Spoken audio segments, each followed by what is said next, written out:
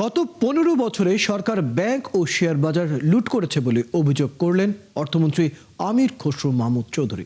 বিকেলে সচিবালয়ে সম্পাদকদের সাথে এক বৈঠকে তিনি আরও বলেন, সরকারের কাছে অর্থনীতিতে বৈষম্য দূর করাই বেশি গুরুত্বপূর্ণ। গণমাধ্যমের পূর্ণ সহযোগিতার বিশ্বাস রেখে সাংবাদিকদের সঠিক তথ্য দিয়ে সরকারের বিভিন্ন কাজের খবর প্রকাশ করারও আহ্বান জানান অর্থমন্ত্রী।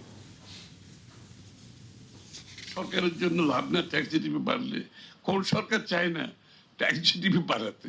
তা আমরা আমাদের পক্ষ থেকে সব কাজ করতেছি। ট্যাক্স জিডিপি এই অবস্থায়ও ট্যাক্স জিডিপি বাড়ানোর জন্য আমরা সব কাজ করতেছি, কিন্তু কঠিন কাজ, এটা তো বুঝতে হবে, কঠিন কাজ। কারণ আমি তো মানুষ থেকে জোর করে টাকা নিতে পারবো না, তার তো টাকা দেওয়ার মতো সামর্থ্য থাকতে হবে। আমাদের অর্থনীতির প্রথম কাজটা শুরু হয়েছে বৈষম্য দূর করার জন্য। একেবারে নিচের থেকে আমরা শুরু করেছি, উপরের দিকে আসতেছি। আপনি ভাই বিএনপি সাংবাদিক হইেন না, আপনি সাংবাদিক হন একজন, সুতরাং ওইখান থেকে আমরা মোটেই সরে যাব না।